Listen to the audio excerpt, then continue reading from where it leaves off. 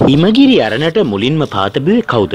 අවුරුදු 97ක් කියන්නේ මහා කාල පරාසයක්. ජෝර්ජ් ලී මෙලෝරි නැමැති ගවේෂකයා ඉන්දියාවේ පිහිටි හිමාල කඳු සිකරයවත් එවරස්ට් තරණය කොට දැනට අවුරුදු 97ක් ගත වෙලා තියෙනවා.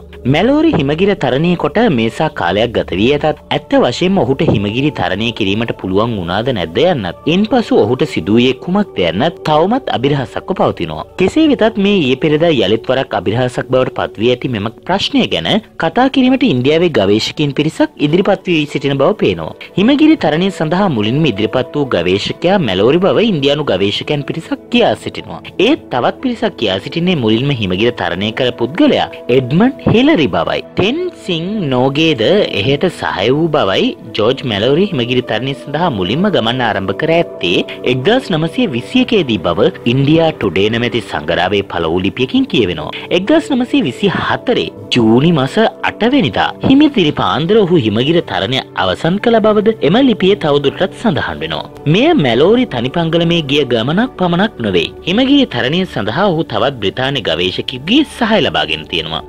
ඇන්ඩ්‍රූ අර්වින් නැමැති ගවේෂකයාගේ. ජෝර්ජ් ලී මෙලෝරි හිමගිරි තරණය කර හේතු කොටගෙන අද කල්පිතයක් බවට පත් වී සිටිනවා. බ්‍රිතාන්‍ය ජාතික ජෝර්ජ් ලී මෙලෝරි නැමැති ගවේෂකයාට ඔහුගේ සගයා සමග ඇත්ත වශයෙන්ම හිමගිරි තරණය කිරීමට පුළුවන් වුණාද?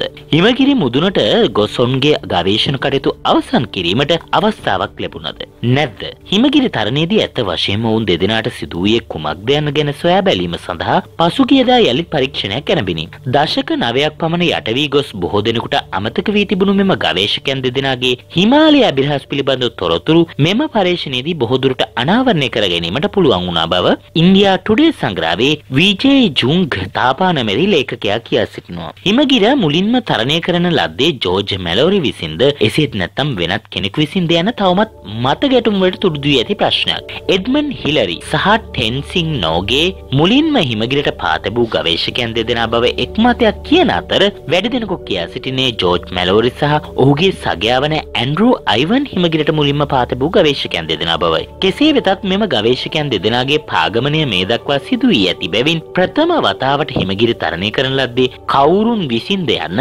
තවමත් හරියකට හෙළි වී නැති අභිරහසක් බවට පත් වෙලා තියෙනවා. මේ අතර කලින් හිමගිරි තරණය සිදු වී අවුරුදු 80කට පසුව ඇන්ග්ලෝ ඇමරිකන් ගවේෂකයින් පිරිසක් යලිත් වරක් හිමාලය අභිරහස සොයා ගැනීම සඳහා හිමගිරි තරණය කළ බව ඉන්දියා ටුඩේ සංග්‍රහව සඳහන් කරනවා. මෙම තරණයේදී ඔවුන්ට පුදුම දෙයක් සොයා ගැනීමට පුළුවන් වුණා. මේක පුදුම දෙයක් නම් හිමාලයේ එවරස් කඳුවැටියේ අඩි 25000කට පහළින් වූ බෑවුමකට වැටි අයිස් නිසා කුණු නොවි ජීවමානව තිබූ ජෝර්ජ් මෙලෝරිගේ මලසිරුරයි. මෙලෝරිගේ මලසිරුර සොයා ගැනීමෙන් පසු තවත් ප්‍රශ්න කිහිපයක්ම පැන නැගුණා. මෙලෝරි මේසා විශාල ප්‍රපාතයකට ඇද වැටි ඇත්තේ හිමගිරි තරණය කොට ආපසු එමින් සිටිද්දීද? එසේත් නැතිනම් හිමගිරි තරණය කරමින් සිටිද්දීද? එසේනම් ඔහු සමග ගිය අනිත් ගවේෂකයාට සිදුවේ කුමක්ද?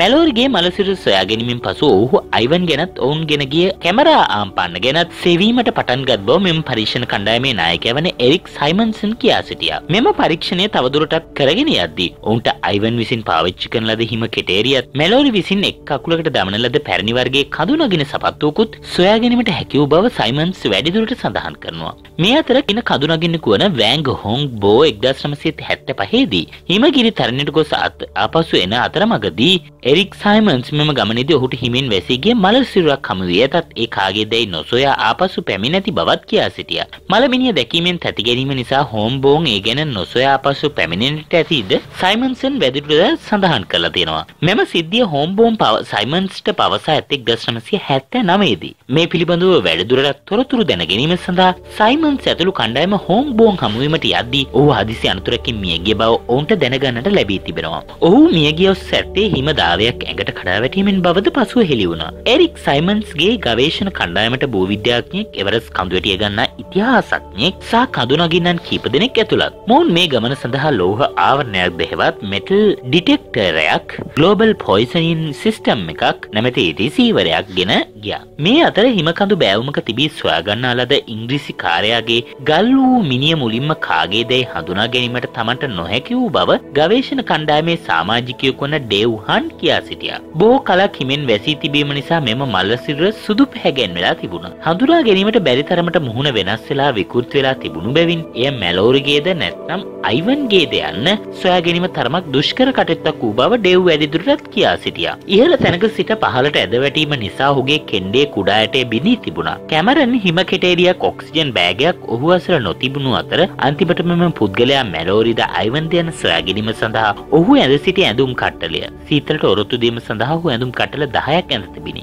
එකින් එක කපා මෙම ඇඳුම්ද ශරීරයට ගල් වී තිබිනි. ඉවත් කිරීමට සිදු වූ බව කී ඩේව් අන්තිමට ඔහුගේ යට ඇඳුමේ සටහන් කර තිබුණු අකුරු සටහන් වලින් මෙම මිනිය මැලෝරිගේ බව හඳුනාගත් බව කියා සිටියා. 1965 දී කපිතාන් MS කොහොලිද ගවේෂකින් පිරිසක් සමග හිමගිරි තරණය කිරීමට ගියා. ඔහුටද හිමගිරි තරණය කර ගැනීමට නොහැකි වුණා. ඌ ඒ ගැන මෙසේ කියා තිබුණා. මැලෝරිට හිමගිරි තරණය කරන්න බැරි වුණා කියලා මම විශ්වාස කරනවා. නමුත් ඔහුගේ ආත්මය කඳුනාගින්නන්ට කිසියම් බලපෑමක් කරන බව මට හොඳටම විශ්වාසයි. එම ආත්මය අවුරුදු ගණනාවක් ගවේෂකයින්ට බලපාන්න පුළුවන්. කපිතාන් කොහොලි කියා සිටිනවා. අලුත් ගවේෂකින් තවමත් මහන්සි ගන්නේ හිමගිරි තරණය කළ ප්‍රථම පුද්ගලයා සොයා ගැනීමටයි.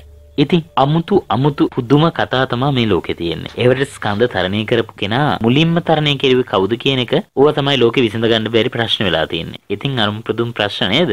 ඔයාලගේ අදහස් මොන හරි මේ ගැන තියෙන්න පුළුවන්. එවරස් ස්කන්ධ තරණය කෙරුවේ මැලෝරිද එඩ්මන්ඩ් හිලරිද? කවුද මේ දෙන්නගේ මුලින්ම තරණය කෙරුවේ කියලා ඔයාලට හිතෙන්නේ? ඉතින් ඔයාලගේ අදහස් කමෙන්ටුවක් ලෙස අපි එක්ක පළ කරන්න. ඒ වගේම වීඩියෝ එක ලයික් කරන්නත් අමතක කරන්න එපා. ඉදිරියට මේ වගේ වටින වීඩියෝ බලන්න අපේ channel එක subscribe කරලා තියාගන්නත් අමතක කරන්න එපා. ඉතින් යාළුවනේ ඔයා අපිව තවම subscribe කරලා නැත්නම් පහත බටන් එක click කරලා අපිව subscribe කරන්න. ඒ වගේම ඔයාට මේ වීඩියෝ එක වැදගත් වුණා නම් like කරලා comment කරලා share කරන්න. ඔයාට සුබ දවසක්.